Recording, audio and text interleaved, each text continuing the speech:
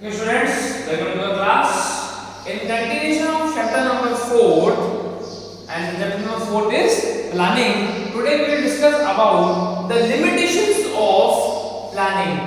There are two segments of limitation of planning. Number one is internal and another one is external. So first we will discuss about the internal limitations of planning. First is planning leads to rigidity. Now what is rigidity? rigid मतलब होता है एक तरीके से जिसमें आप changes नहीं कर सकते, तो प्लानिंग लीड्स टू रिजिडिटी। जैसे अगर आपकी कंपनी में आपके मैनेजर ने एक प्लानिंग को फ्रेम किया, उस प्लानिंग को उसने आपको बता दिया कि हम इस वाले पैरामीटर पे काम करेंगे।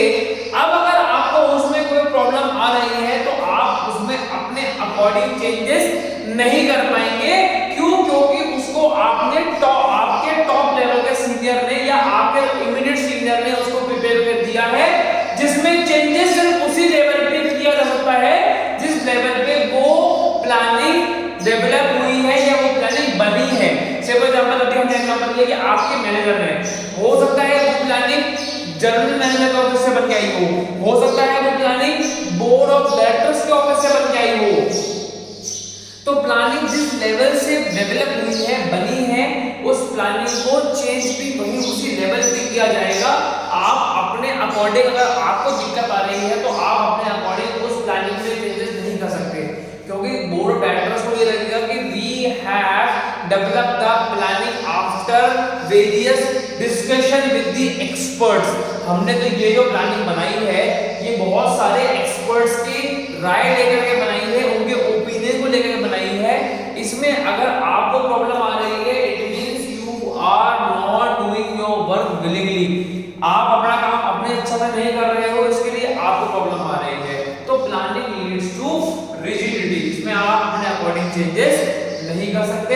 सेकंड है प्लानिंग में not work in dynamic environment. देखिए डायनेमिक एनवायरनमेंट यहाँ क्यों लिया गया है? Because in environment various forces are being executed. जैसे कि अगर हम हमारे बिजनेस से रिलेटेड बात करें, आपके कॉम्पिटिटर है, कस्टमर है, सप्लायर है, आपका एम्प्लॉई है। एक्शन लेवल बात करें, पॉलिटिकल है, इकोनॉमिक है, ज्योग्राफिक डेमोग्राफिक है, लीगल है, टेक्नोलॉजिकल है। तो इन सब जो एनवायरनमेंट के फैक्टर्स हैं, इन सभी फैक्टर्स का आपके बिजनेस पे सीधा इफेक्ट आता है। तो प्लानिंग जो है वो इतने बड़े लेवल के एनवायरनमेंट में आपको हेल्प करेगी या नहीं करेगी, इसकी कोई गारंटी नहीं है। क्यों गारंटी नहीं है? क्योंकि आपने जो प्लानिंग बनाई है वो आपने अपने बिजनेस मॉड्यूल के अकॉर्डिंग डेवलप की है। वो मॉड्यूल आपका जो बिजनेस का है वो आपकी इंटरनल एग्जिस्टिंग फॉर्म में है, वो बाहर के एनवायरनमेंट में डील करेगा या नहीं करेगा, या वहां के एनवायरनमेंट के अकॉर्डिंग सूटेबल होगा या नहीं होगा, वो प्लानिंग आप नहीं कर सकते। आप सिर्फ एक ओपिनियन लगा सकते हो कि हाँ ये प्लानिंग एग्जीक्यूट हो जाएगी, लेकिन प्लानिंग इतने सारे फोर्सेस को एक साथ लेकर के हो पाएगी या नहीं हो पाएगी एग्जीक्यूट, इसकी कोई गारंटी नहीं है। Third is it reduces creativity. देखिए क्रिएटिविटी जो है वो हर लेवल पे चलती है, चाहे वो टॉप लेवल हो, चाहे वो मिडिल लेवल हो, चाहे वो आपका लोअर लेवल हो। तो अगर कोई प्लानिंग टॉप लेवल मैनेजमेंट ने करके आपको दी है तो it will reduce the creativity level of middle level management and lower level management, because they will not think what can be done in a unique manner. वो अपना दिमाग लगाना बंद कर देंगे कि इस काम को हम दूसरे तरीके से कैसे कर सकते हैं। वो अपना दिमाग लगाना बंद क्यों कर देंगे? क्योंकि उनको पहले से ही ऑलरेडी एक प्लानिंग डेवलप हुई है टॉप लेवल मैनेजमेंट से, और उनको उसको फॉलो करना भी पड़ेगा, because they are bound to follow the instruction of the top level management. That is why they will not think how to do the work in a creative manner, so it will reduce their creativity level. Now fourth is planning involves huge cost. देखिए planning करने के लिए हमें बहुत ज्यादा cost incur करनी पड़ती है। अब वो कॉस्ट किसी हो सकती है, हमने पहले बात की है, जो प्लानिंग है वो एक माइंड लेवल गेम है, मतलब वो किससे चलती है? माइंड से चलती है। अब अगर आपको प्लानिंग बहुत बड़े लेवल पे करनी है, इसका का मतलब आपको अपनी कंपनी में एक्सपर्ट्स को अपॉइंट करना होगा जो सिर्फ प्लानिंग करेंगे आपके लिए। अब आपने ऐसे एक्सपर्ट्स को लगाया है, उन लोगों की सैलरी बहुत ज़्यादा होगी, उससे आपके बिजनेस के एक्सपेंसेस बढ़ जाएंगे। That is why planning involves huge cost. Planning जो होती है वो पहले बहुत ज़्यादा लंबे समय तक पहले टेस्टिंग में चलती है। ये प्लानिंग हम जब करेंगे या हम कोई प्लानिंग कर रहे हैं तो वो हमारे लिए इम्पैक्ट कैसा देगी, पॉजिटिव या negative. That is why planning involves huge cost. याद होगा ना आपको, हमने बात की थी mental exercise, planning is a mental exercise. तो प्लानिंग भी हर आदमी नहीं कर सकता। इसके लिए कंपनी क्या करती है, अपने पास वो लोग एक्सपर्ट्स को अपॉइंट करती है जिन लोगों का काम ही होता है, जिसको हम कहते हैं स्ट्रैटेजी प्लानर। क्या बोलते हैं, स्ट्रैटेजी प्लानर, जो कंपनी के अंदर से स्ट्रैटेजीज डेवलप करके देता है, प्लानिंग करता है। Fifth is it is a time consuming activity. Planning is a time consuming activity. Why? क्योंकि आप कोई काम करने से पहले उसकी जब प्लानिंग कर रहे होते हैं तो अभी हमने बात की थी उसकी बहुत सारे फेज में टेस्टिंग होती है कि ये प्लानिंग जो है वो हमारे लिए सूटेबल है या नहीं है, ये प्लानिंग करने के बाद हमें प्रॉफिट होगा या नहीं होगा, कहीं इस प्लानिंग से हमें लॉस तो नहीं हो जाएगा। तो जब हम ये वाली सब टेस्टिंग्स कर रहे होते हैं तो ये टेस्टिंग्स ओवर द नाइट नहीं होती है, रातों रात नहीं हो जाती है। इन सब टेस्टिंग को करने में टाइम लगता है। That is why planning is a time consuming activity. बहुत ज़्यादा टाइम जाता है प्लानिंग करने में। Next we are having is planning does not give guarantee success. Planning आपने जो की है ऐसा 100% श्योरिटी नहीं है कि वो आपको गारंटीड सक्सेस देगी या वो बिल्कुल सही इंप्लीमेंट हो जाएगी। इट मे बी पॉसिबल जो आपने प्लानिंग की है 10%, 1% वो फ्लॉप हो जाए, फेल हो जाए।